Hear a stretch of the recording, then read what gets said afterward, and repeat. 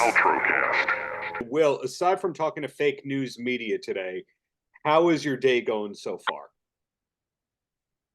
Going good, man. I'm it's calm before the storm, and I've got this two-part world that I live in where I'm at the studio producing a lot of people, and I'm also golly, I can't believe we're celebrating 30 years as a rock band. Yeah, With I mean Collective Soul. the press release that went out goes, "Hey, 2024, big year for Collective Soul because they have this huge Shed tour and the new album." But then you are the studio guy. Then you also have your own label. You have your solo career, etc. So busy for the band, busy for you, etc. Now, this new record that you got is coming out through is it a Collective Soul owned label distributed by Virgin? Uh, yes, yeah, that's exactly the best way to explain it. Yeah, ever since we tried our own label for a while, and that was fine, but now everybody's always set up for these partnerships now. So these deals are so transparent, and the partnerships are out there for distribution and kind of being the label services. We use actually Fred Crochelle Entertainment Group as our liaison to market, distribute, and make sure the setup is proper. Got it. I had the pleasure of interning in Atlantic Records when I think you were doing the Blender album. So I Oh, know no how way. transparent things can be right there. It's a funny thing though that your summer tour, you guys, Hootie and Edwin, you all had hits on Atlantic around the same time. Is that a coincidence? Or is this the we don't like Atlantic anymore summer tour? Screw Atlantic. Look what we did. No. I No, mean, man, the years in Atlantic for Collective Soul were great. I'm sure Hootie and Edwin would say the same thing. But how ironic is that 30 years ago, all three of those Southern acts were all young kids. We all knew each other, and we all released records in 1994 on Atlantic, and now we're all on tour together for a 30th anniversary tour. It's rather ironic. It's a little bit of I can't believe it. It's a little bit of wow, is this real? Did we really hang out together 30 years ago? yeah, if one of you wasn't available, you could put STP on there for the 94. Maybe Sugar Did- Ray. I think they had a 94 Atlantic album too. they might have been like a year after that, but you are correct. And we just saw STP last summer. And sometimes you don't get to see doing what we do. You're close friends with people, but you don't get to see them as much. And I probably hadn't seen Dean and Rob in over a decade. And well, I walked off the bus and Dean saw me probably 50 yards away from me in catering tent and yelled my name. And it was just feels good to see people you hadn't seen in a while that you have a kindred brotherhood and a kindred spirit with. So we got to play a festival with them and reconnect. But yes, you are correct. STP and Collective Soul would blow the doors off. Absolutely. But this summer tour that you got here, it's a unique one in that you have three artists who had hits who have to get to the hits, but also want to show that they've had new music in the not so recent past. So in the case of this summer tour, are you going to be able to do like two or three songs from Here to Eternity in the set list? Yeah, we'll definitely get into. It's pretty tight set list, so we've got 60 minutes. I think actually technically 55 minutes on the schedule. But yeah, we're working with something that has two of the new songs in it. And we're trying to maybe combine a couple songs and just get right to it. No dead space kind of thing. For Collective Soul, we never stopped, man. We Right. still have this creative thing that's just is part of us. We record and produce songs that are just as good as we've ever done. And it's a great problem to have, and we have more songs than everybody knows we're going to have time to play. But it's just a good problem to have, and we love playing live. So everything gets mixed up a little bit from night to night. When you say 55 or 60 minutes, assuming in there you have to do the fake encore walk off, Ed has to thank the crowd about 6 to 8 times and all there. Now we So won't do any of that. It's going to be, we won't do any of that. I swear we will. It'll just be straight down the drag strip for 55 minutes. And then it's going to be like, holy crap, I can tell they're done. They just dropped their instruments and walked off the stage. It's going to be a little bit like that. but you have more than 55 minutes of hits. So I'd have to imagine that in some way you're going to disappoint everybody. We're going to go, they left out that one song I wanted to hear, which then makes everyone go, we have to see Collective Soul again because last time they didn't play this and this. So it's kind of like a win-win in a way to be playing to 15,000 plus people a night, to only have to do 55 minutes and all that. It's It is it's going a to feel like a win-win. little bit of a vacation to play short set list every night. Playing to your actual audience and an audience that wants to see you guys based on the bands that you're touring with. In other words, it's not like you're opening for Marilyn Manson and you have to prove yourselves. No, yeah, no, and Collective Soul doesn't have to, man. People know what we do. We're known for, being a great live band, and yeah, I think that's good stuff to leave something on the table when people know that there's a few signature songs I didn't get to hear tonight. It's not for their lack of trying, they were getting at it, but it leaves a little meat on the bone, man, and people want to come back and see the 2 hour set. So Here to Eternity Again is the new record that's not out yet. But word is it has an Elvis Presley tie-in. Was that something you learned after you booked the studio, or was that known all along?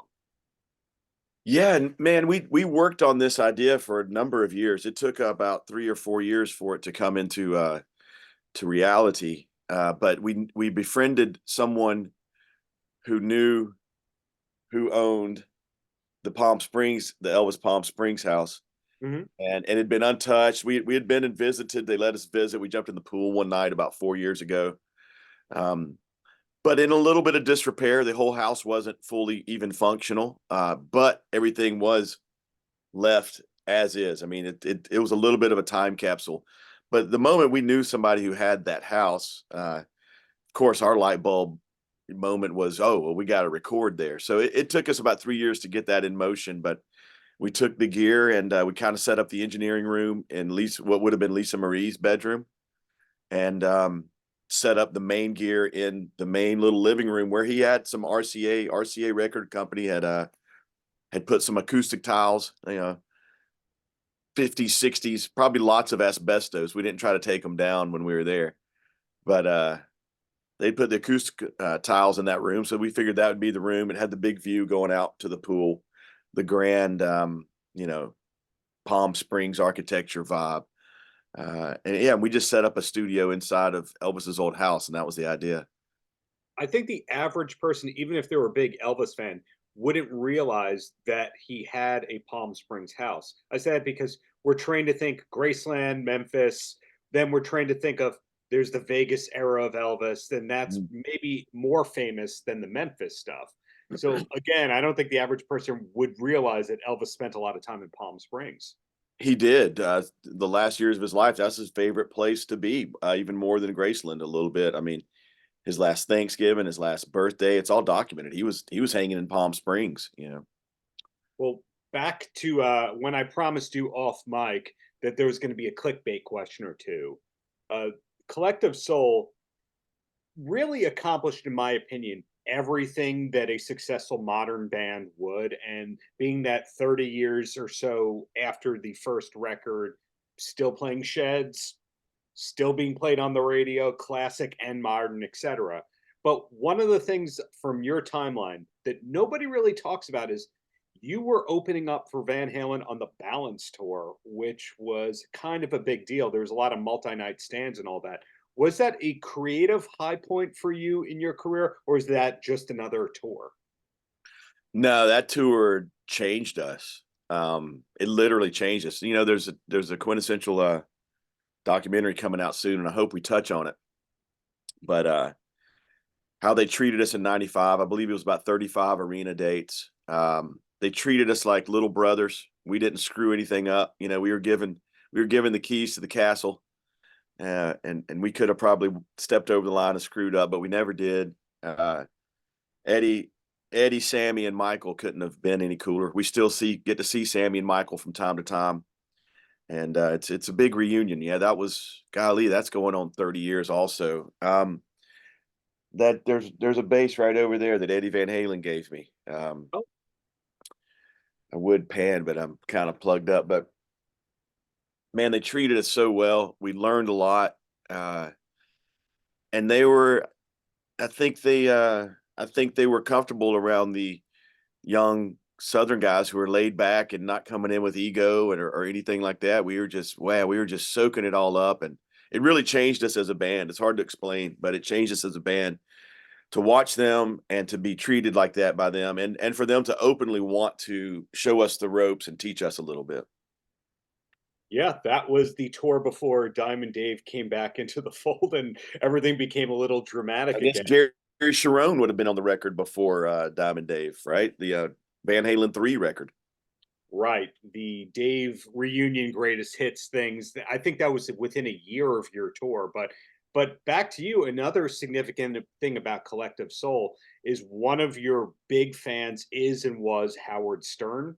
Howard didn't usually go public about bands he liked very much after Enough's Enough. I think Collective Soul was the next band between Enough's Enough and Train that he really loved. Have you run into Howard in recent years, or is it just Ed who kind of did? Yeah, we were on a show maybe 5 years ago. Man, what? Yeah, another person that's like, yeah, he goes out there. He openly goes out there and talks about how much he appreciates Collective Soul. And it seems like he goes off on a show once every 2 or 3 years about what people are missing with Collective Soul if they don't know, if they're not a fan already. He goes off on what he thinks is great about Collective Soul. So yeah, that's been really cool over the years to have people like Howard Stern support you. When I was interning at Atlantic Records, it was they flew out all the interns. This was around CMJ 2000, I think. And Ed just walked into into the office, and you go, "Hey, how's it going, everybody?" And you go, "Oh, wow, thank you, thank you." And he goes, "Thank you," and walks out of the room. And then Steve Davis talked about uh, how Yes. how Ed was just on Howard Stern, and Howard asked every question you shouldn't ask Ed, considering what he was going through at the time. And he dyed his hair blonde just to piss off the label and all that kind of stuff. So that was a funny thing to see behind the scenes. But again, Howard, for decades now, has loved your band. Yeah, he went off last year. I think he went off again. A friend will always text me or send me the clip of the show, but yeah, just last year he went off again on all the strengths of Collective Soul and what he sees as a great rock band. So tying this compliment into a question right here, I think a lot of bands, after they have their MTV and VH1 heyday, and the label is no longer behind them like they used to, a lot of them break up. A lot of them go, "This was as good as it was going to get." In your case, you never left Collective Soul. Things are still great. Plus, you have the thriving solo career and other ventures and all that. How did you know not to give up? Man, it's just in our DNA, and I think especially with us, you're talking about me and Ed and Dean, where we came from. Yeah.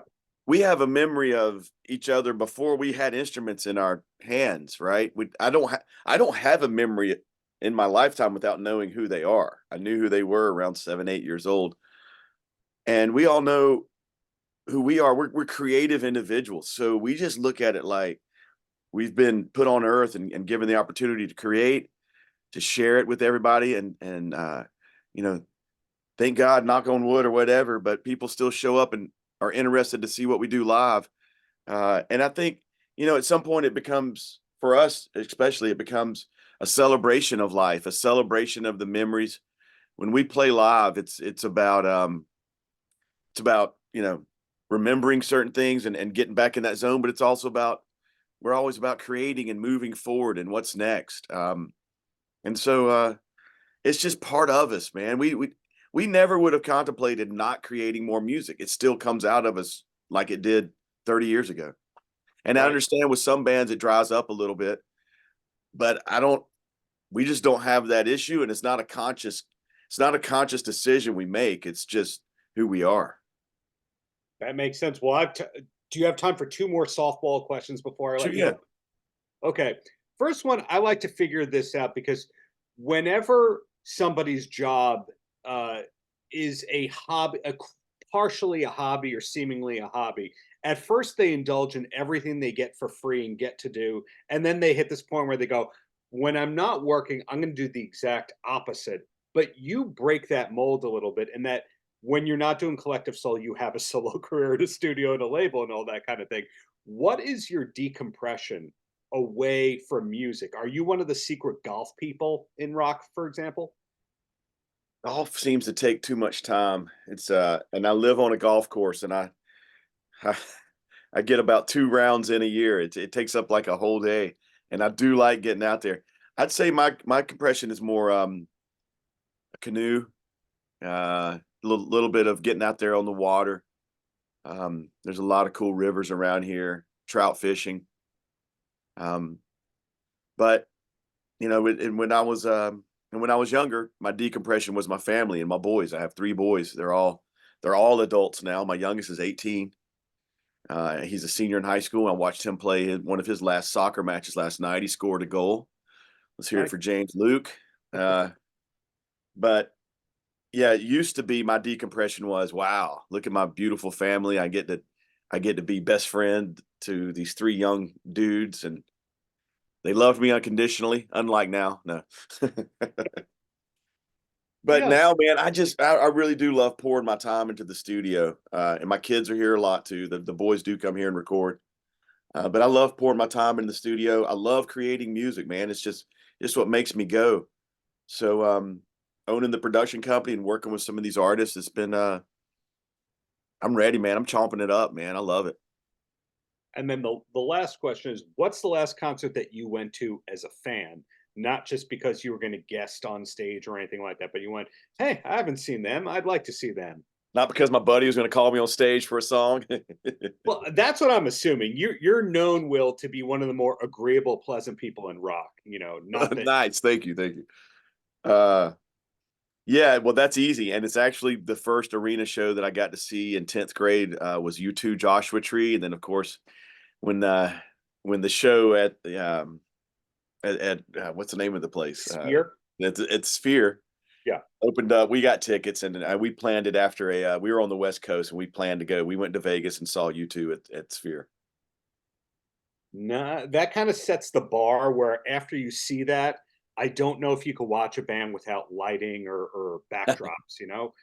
Well, good show. But hey, Will, thank you for the decades of great rock. Looking forward to the Summer Shed tour. Congrats on Here to Eternity. Really looking forward to whatever's next, whether you're out front, in the back, whatever it is. Right on. Thanks, man. Paltrocast.